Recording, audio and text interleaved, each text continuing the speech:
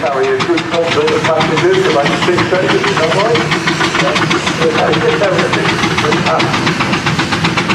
So, down on the Isle of Wight, right. Very good. Anyway, what does it cost a year to run the Wagons? And that's got to be a question for this one. So do you just exist on donations? On donations, and maybe on the passenger sales on board, that cost of money. There's all one of their service workers and volunteers. We've got quite a few volunteers that promote wondering. Well, that's the only one on the Cape Coast. There are others in Scotland. Excellent. So if you want to learn more about the paddle steel and wave, you come over to the trade section here, adjacent to the arena, and have a chat with this guy. Thanks for talking to me this afternoon. Thank you. Now, to walk through the trade areas, I'm going to the next stand. Of course, this is the Heritage Coast Group, and you've got a young lady, Janet, you're going to be talking to me this afternoon. What is the work of the Heritage Coast Group? Well, the Heritage Restoration Group, they meet on a Tuesday and a Sunday at Cornwall Castle work. Really nice steam engine. This one here dates from the early 1900s and is in the WD livery of World War I.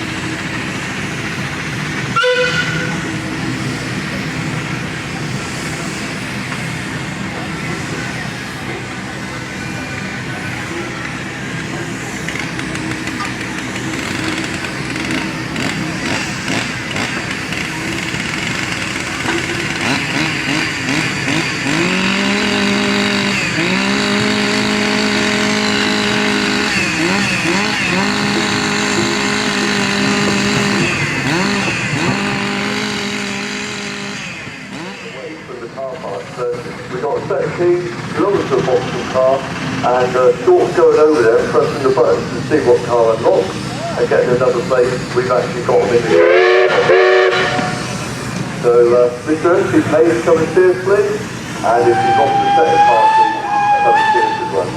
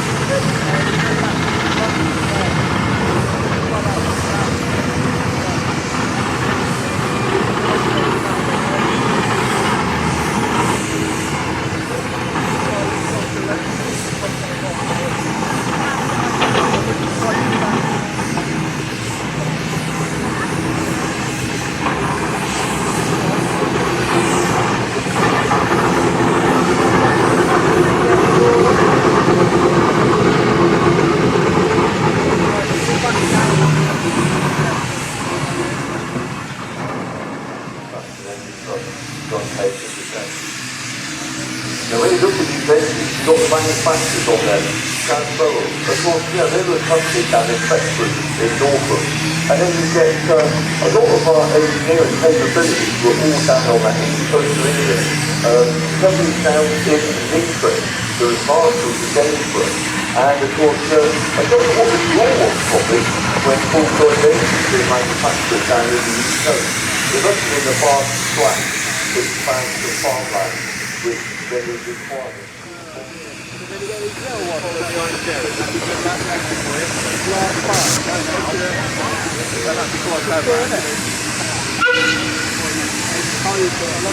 Boats to go by and sit boats, 4 engines water, built down in Rochester, down in Kent.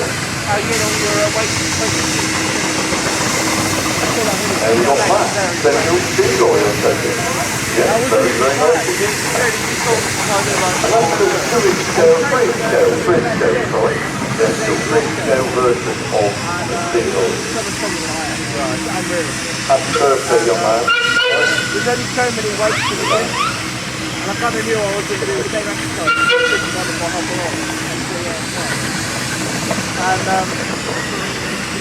went up and up and up. Well, when we talk about road locomotives, actually it's a bit companies like nowadays, we sort of think of kings and companies like that that transport heavy loads. But of course, much of the day, Bedford was one of the top companies at the top of their tree. And these were incredibly powerful. They really were. But yeah, Bedford was solid cycle became necessary because you didn't have the spokes on it, and the spokes used to sort of try to halt it as they overtook a horse. The spokes used to try to put solid side wheel, which stopped the horses being moved away. Nice Fowler roller in the middle there, around about sort of 8 to 10 tons, and of course Fowler was the lead company, and we've had only a handful of companies that have made midland in the production of steam vehicles, remainder being on that east coast of England. Looking straight in front of me, the Wagons and Steam-Rollers, that was the basic service of the Wagons and Steamers.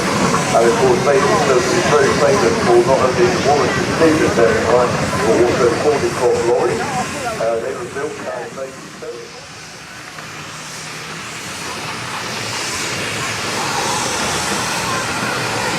Okay, so from the arena this side, we're going over to the other side. So we've got Dorset Axemen doing their demonstration next on the smaller arena next to the commentary box. And then we'll be back in here again for some more steam action. So it's also action, we're nearly ready for them. We're just going to hit them up with microphone system and we'll be back fairly shortly.